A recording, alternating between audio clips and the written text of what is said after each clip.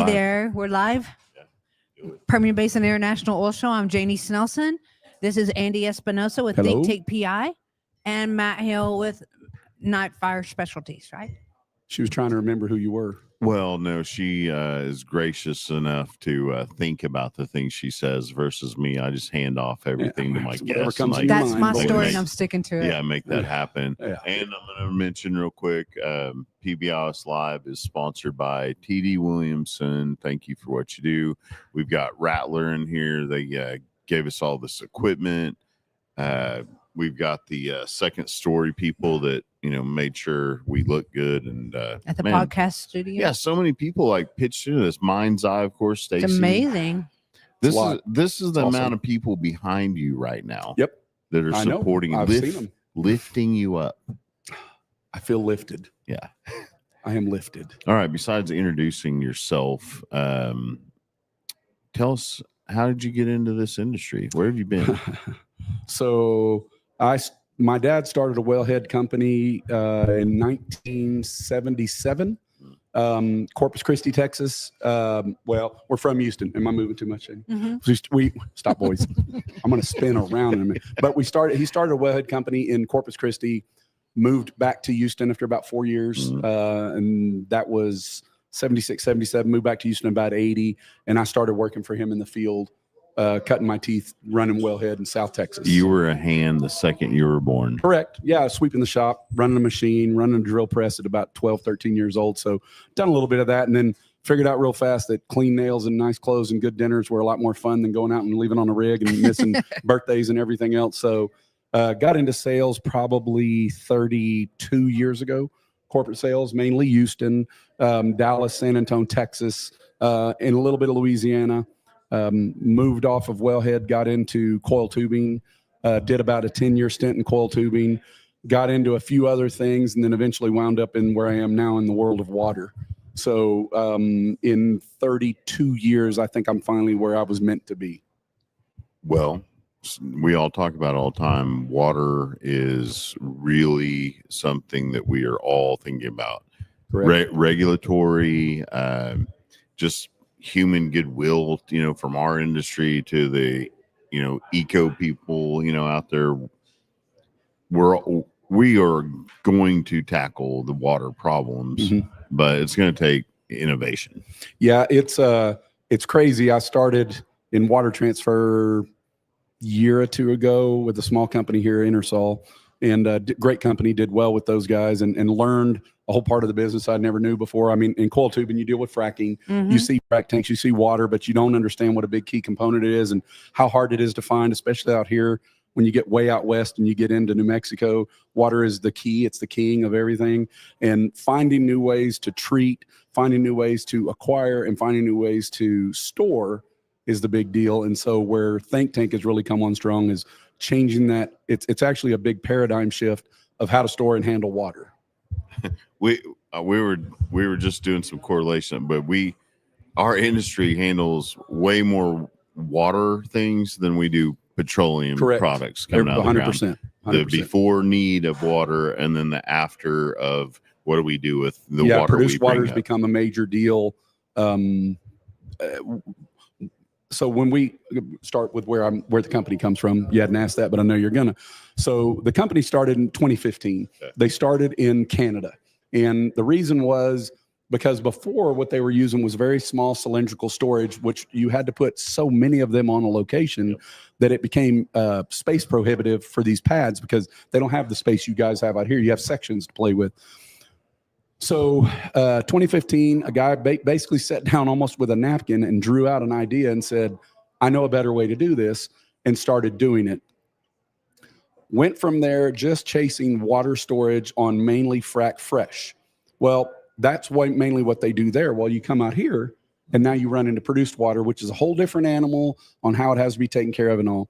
So how it has to be stored. And how it has to be stored, how it has to be handled, how everything. So we started doing a lot of fresh. Now I don't know what the mix is, but it's probably better than 50% of we're doing produced water because trying to maximize the resource and not waste it because water is critical to everything, to drinking, I heard Corpus Christi is almost out of water. So, it's an issue. Well, now what I'm finding, especially here at this show, which thank you for helping me get involved, but here at this show, I'm finding a lot of people coming up asking me, how can we store produced water in your tanks and then move it to another tank where after we treat?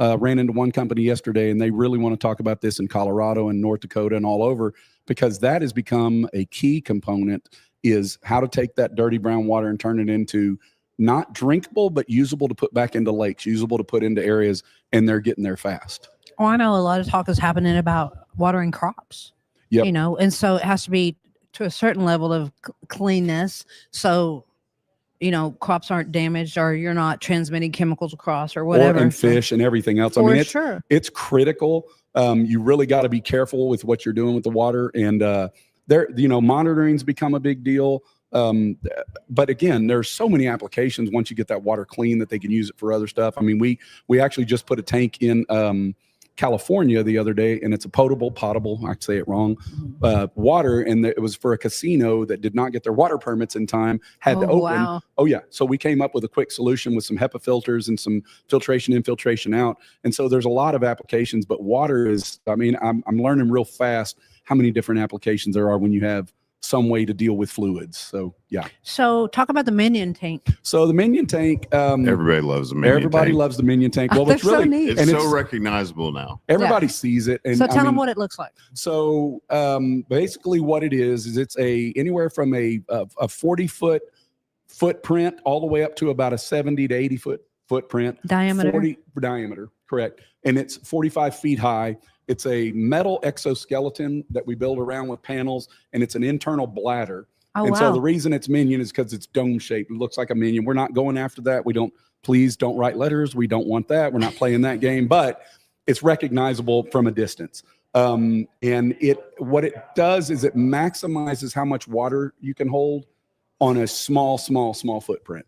So that's the Minion. You can tell it, you can see it from a long way off. You know what it is, and there isn't another like it.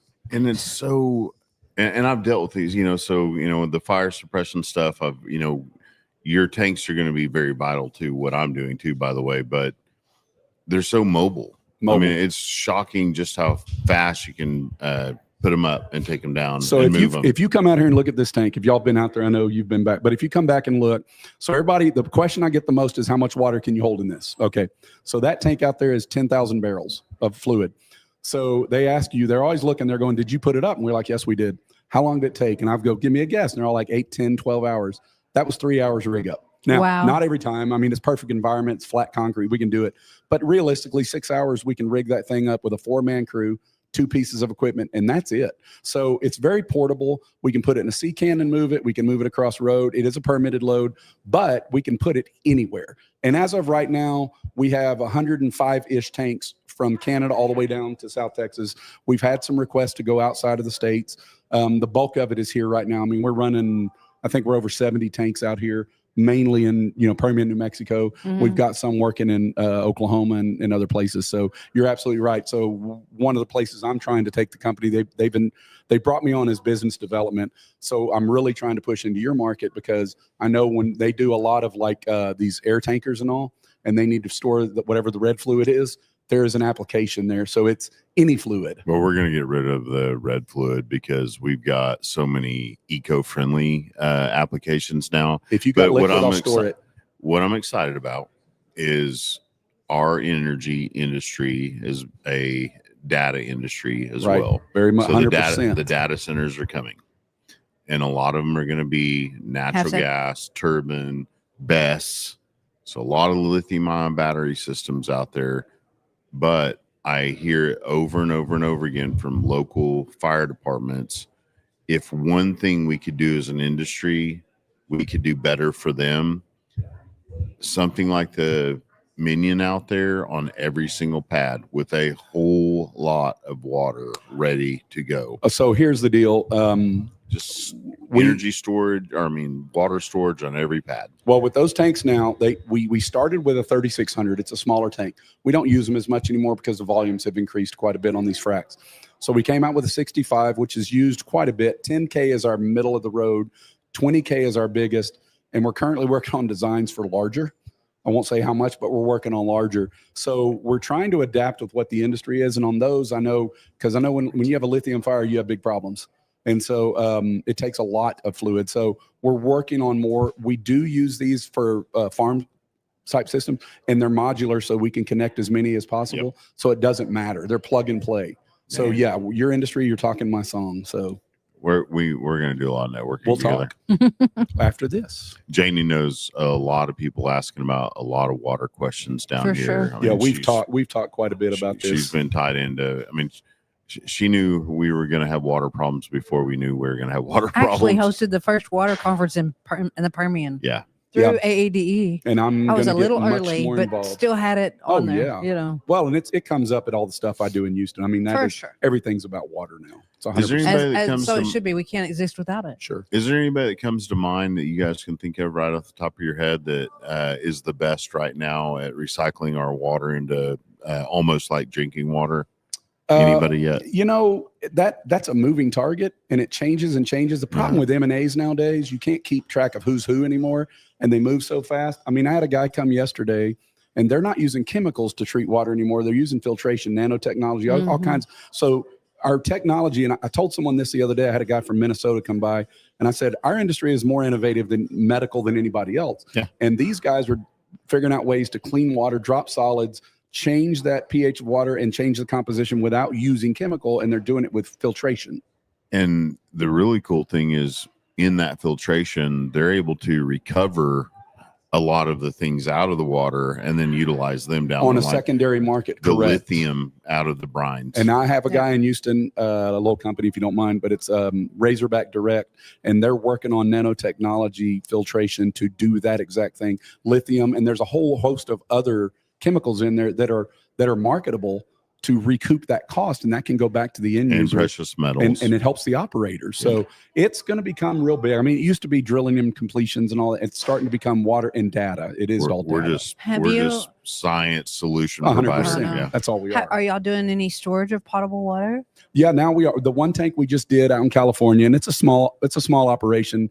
There's still a lot more to learn, and it's real critical. You got to be careful what you're doing. So we're trying to learn those things and work within and learn as much as possible. So that's something we're focusing on pretty high right now. Yeah, there's not many solutions out there, so it creates a whole new market for us. Good deal. So yeah, we're getting a lot of feedback. The show is really great. I mean, I'm very thankful to be here. We've seen a lot of people come by, a lot of true clients, and people asking that really want to know. So I wasn't here yesterday. I was in Lubbock, but everybody's told me it was operator centric. Yesterday was heavy.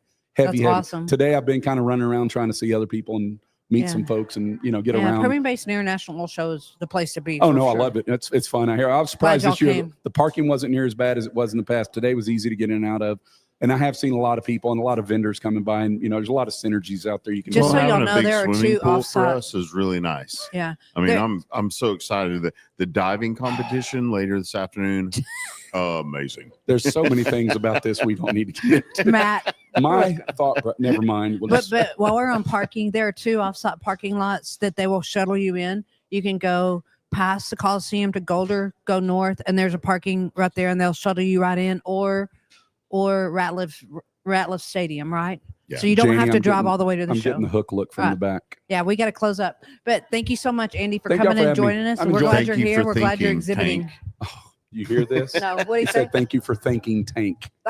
Think tank. My new PI. marketing guy. All right. I'm just here to help. Thank y'all. Thank y'all. We've enjoyed God it. bless. Thanks, What's guys. the way? Did we get the website? It is www.thinktank, P as in Paul, I as in Ida.com. There you go. Thank y'all. Follow my Thanks, guy. Andy. Appreciate it. you. Bye. Yes, ma'am.